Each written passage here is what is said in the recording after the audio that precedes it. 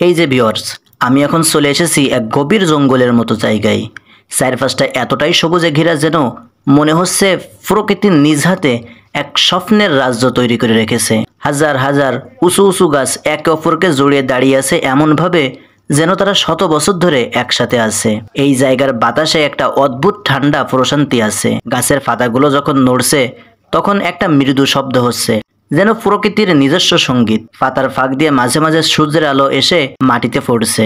দেখতেই পাচ্ছেন গাছের আড়াল থেকে মাঝে মাঝে বেরিয়ে আসছে শিয়াল বা অন্য অন্য বন্য প্রাণী, কিন্তু ওদের চলাফেরাতেও যেন একটা নীরব সৌন্দর্য আছে। কোনো শব্দ নেই, শুধু প্রকৃতির নিজস্ব ভাষা। প্রতিটা ধাপে যেন একটা করে নতুন গল্প অপেক্ষা করছে। এখানে দাঁড়িয়ে থেকে চারিদিকে তাকালেই বোঝা যায় প্রকৃতির আসল রূপ কতটা গভীর, কতটা নির্ভেজাল।